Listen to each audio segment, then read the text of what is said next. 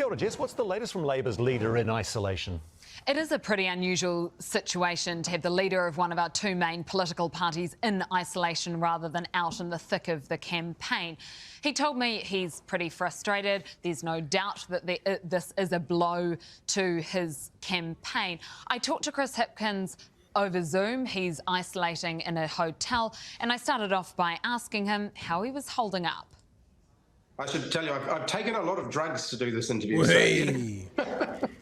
It started to come on Saturday night, and by Sunday morning I was sort of a bit wiped out by it. So, the full body aches and congestion and coughs and the whole works. And today the body aches have eased and a little bit of energy is coming back, but as you can probably hear, there's still quite a lot of congestion. Is this a nail in the coffin for the campaign? Your polls aren't great and now you're not able to get out and about like you usually would. Absolutely not. We're still getting incredibly strong support on the ground. Our door knockers, our phone canvassers, they're reporting back that, there's still a lot of goodwill out there. There's still a lot of undecided vote out there. And of course, it's frustrating that I can't be out there speaking to some of those undecided voters. But I'm hoping that I'll be able to reach them, in a digital forum in the next few days. I mean, campaigns are all about momentum. They're all about doing things that get you on the 6 o'clock news each night, and you've lost that for the next few days at least. How do you feel about that? Well, campaigns are about momentum, but actually more importantly, they're about what you stand for and about the values and the ideas that you're campaigning on. And none of that's changed because I'm isolating in a hotel room with COVID-19.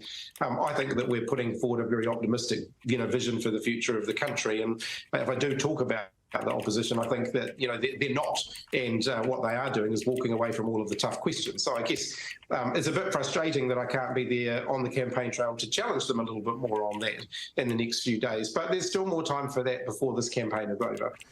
So what do you reckon, Chewy? Do you reckon this is a blow? Do you reckon it matters at all? Do you reckon Chippy not being out there is going to be damaging, or is he right? Is it really just about the message is I guess what he's saying is the message is the most important thing, isn't he? It is. I can't imagine it helping, but I also don't think that it's absolutely devastating. Like he's come off a pretty dominant debate last week. Yeah. They seem to have got over their speed wobbles. It's disappointing that he's not able to do the Christchurch stuff debate. And I note with interest that Luxon has very eagerly pulled the pin. We're going to play a story around that we'll play a story around that as well. We got that to the end. Yeah, absolutely. Yep. But look, if I was on the campaign trail and came down with COVID right when polls open, I'd be spewing. Yeah. Like, that's dreadful timing. I did think about getting Anna Brooks on with us tonight because, it kind of is a COVID headline. I've got COVID in the family at the moment. That's not entirely accurate. One of my kids has COVID who is with her mother at the moment. Someone else in that household had COVID. And my younger one didn't get it. And it just made me think, and I went to an appointment at hospital on Thursday, a follow-up from the surgery I had. They want to check in, and I was talking to the woman doing the scan, and she said, oh yeah, COVID's rife in Dunedin at the moment. And I was in the supermarket today and yesterday, and I just looked around, I'm just like, no one gives a fuck. And look, the only people I'm seeing in masks are elderly, good on you, and the odd checkout operator or the retail assistant who's obviously coming into contact with 500 people a day, so fair enough too. But this is now yesterday's story. I mean, the story is he can't go out because of COVID, but there's no story about, hey, by the way, COVID's pretty bad at the moment in location X. It's just a non-issue.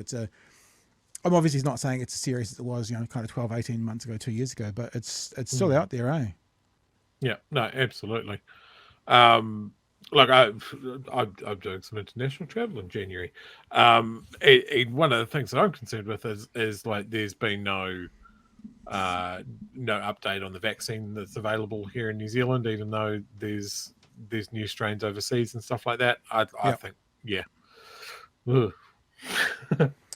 But the story you just talked about, the not wanting to do the look, I'm going to hold my judgment on that, because I know, like, I have a personal relationship, not necessarily friendship, with some of these leaders, right? And you probably know the ones I mean, the ones that I was texting the other night when we were watching the debate. And they can't find time in their calendar to come and talk to us. Now, I know that's not a personal decision. It's purely a timetabling decision. We are, what? Is it next Saturday week, isn't it? Yeah. So that's 12 days from an election. I'm not going to actually jump up and down and go, he's trying to miss. I mean, can you clear a calendar? Yes, but then you have to disappoint other people who are already booked in. Is it possible? Yes, but 12 days out from an election, if people you know personally can't make time to come on and talk to you, even if you are the number one news commentary show in the country, then I can understand them not being able, because it could, to define time in Luxon's timetable, because it won't just be, oh, we need you for an hour. It's like getting to Christchurch, there's the setup, there's the prep, there's the, time afterwards. It's going to basically be a half day knocked out. And a half day, 12 days out from an election, having to find it, I'm not going to jump on the bandwagon to say, oh, he's skipping out, he's chickening out. But equally, I will say everyone can change their timetables if they had to. I always say to people who I work with or who I live with, sort of thing, it's like who feel obliged to do something. I'm like, well, if you had a car accident on the way home and you were broke your leg and were in hospital, you wouldn't be doing that thing. In other words, you can always change timetables. Should he change timetables is actually the question. Let's have a look at the story which talks about that issue and others. This is from News Hub this evening. Why did Christopher cross the road? Is it, as Labor claims, to get away from the debate? So it looks like he's being slippery. It looks like he is chickening out. That is utterly infantile and stupid. The only person who is pulled out of a leaders' Much like my fake laugh. debate is the leader of the Labor Party and our Prime Minister, Chris Hipkins. That is facile and infantile, much like the Labor. but he's right. Only one person is pulled out of a debate. I'm not saying he shouldn't have pulled out, obviously, but unfortunately he's right. Luxon did pull out, though. What? He's pulled out of the debate. No, he isn't, because the debate was tomorrow. And Hipkins pulled out, and they're trying to reschedule a debate. There's no debate to be pulled out of yet. They're trying to find a new time to do the debate that Hipkins pulled out of from tomorrow. So technically, Luxon hasn't pulled out. So technically, the fake laugh aside, what he says is accurate. Labor Party. Chris Hipkins had to pull out of the press debate tomorrow because he was thrown a campaign COVID curveball, taking him out of action until Friday. Chris Hipkins has come down with COVID. Everybody knows that that's really unfortunate. He's making himself available next week when he's out from isolation. Chris Luxon should be there and debate him if he wants to be the Prime Minister. The latest lie today is that the National Party has pulled out of a leaders' debate when the leader of the Labor Party, the Prime Minister, has COVID and therefore can't make the pre-arranged leaders' debate. Staff, which owns the press... I wonder if they offered to move it online. I mean, that could have been a possibility as well. But then again, if you've got COVID, he said it was feeling pretty. Oh no, here we go. Connor's saying that I didn't hear this, but Chipkins offered a Zoom debate option. Chipkins. So, all right, fair enough. So there's an option. And Labor have been trying to lock in another match next week. In a statement, staff said Mr Luxon's team have been unable to provide any alternative dates. Thousands of people were looking forward to seeing both leaders in person in the only South Island debate. It'll be a huge disappointment to a great many people if this cannot go ahead. Though National's campaign chair says there are other debates they can watch. Guess what? People on the South Island have TV. It's the only debate that happens in front of a very large live audience. One per it's also street. the only debate that focuses on South Island issues. The press debate is a campaign. TV in the South Island still turns off at 11 o'clock with a little kiwi going up a thing and it jumps into I'm looking forward to seeing turns on the at 1 in the moon afternoon. Fixture. It first came to be after the earthquakes and is usually a rowdy affair in front of a huge, boisterous Cantabrian audience. It's led to memorable moments and missteps. Show me the money! And with Hipkins' case of the COVID curse, his team's having to play saucy-loving stand-ins. We have a rift in the party. though controversially, Pene Henare likes it straight. Everyone's either a diagonal or straight kind of guy.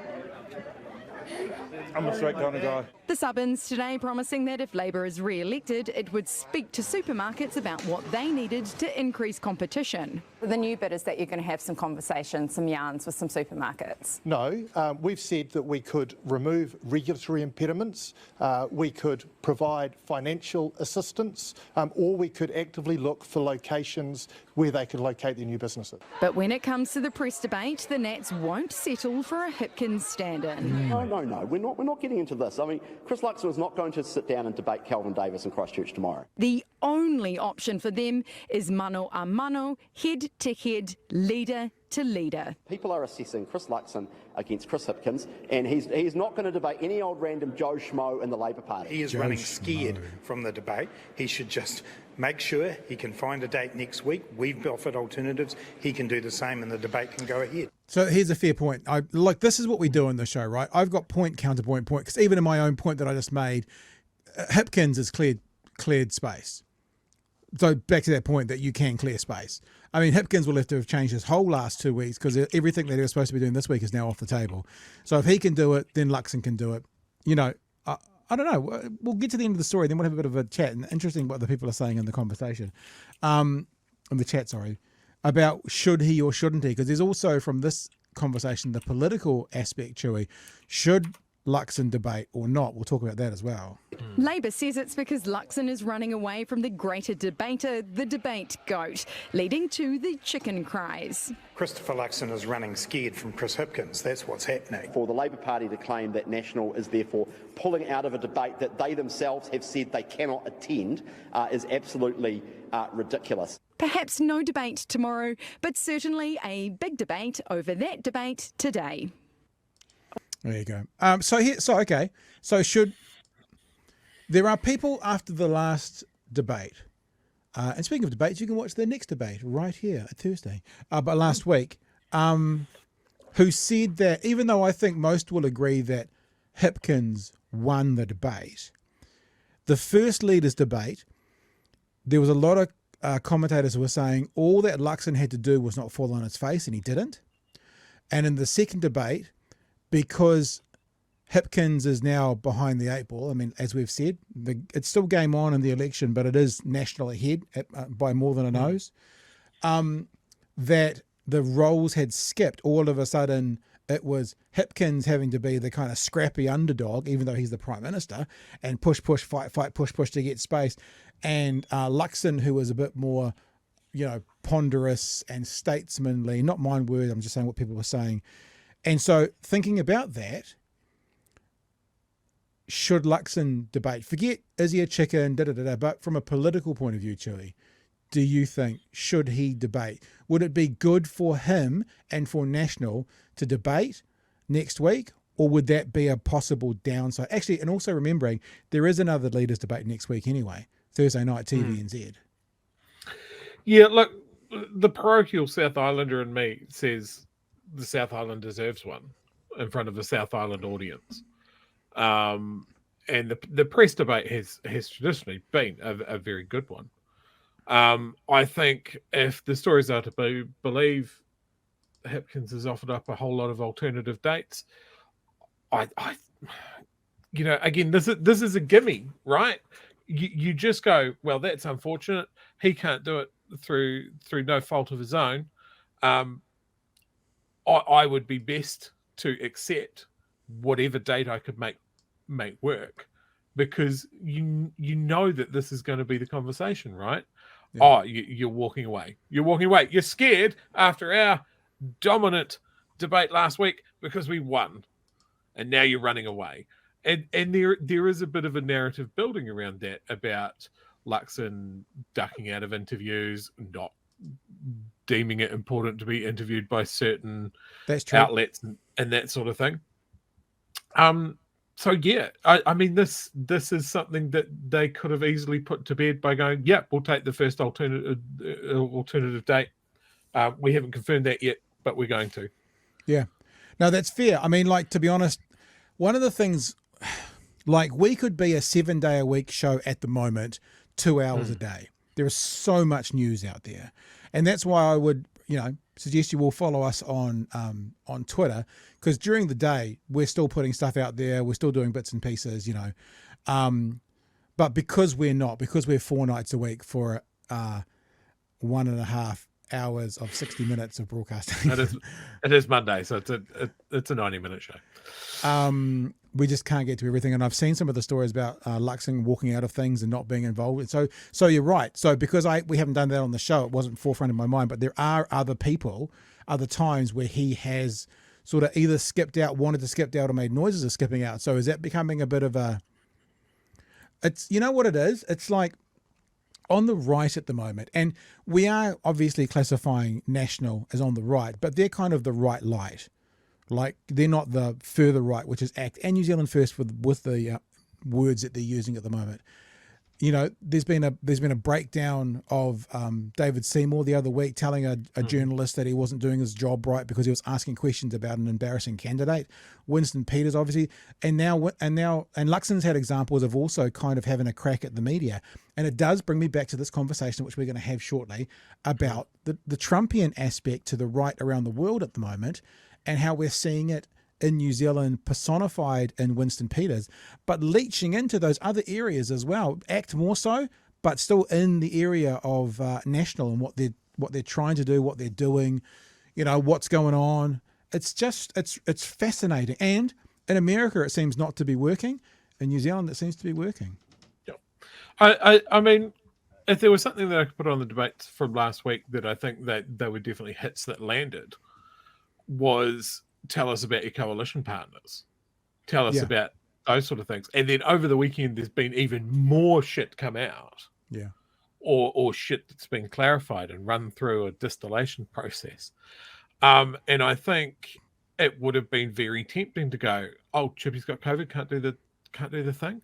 Fuck, that's a bit of luck. Yeah. Anyway, moving on. It's not like they're going to lose time or lose schedule, because obviously this is time that Luxon can be doing something else, right? He doesn't have to worry about the debate for a day.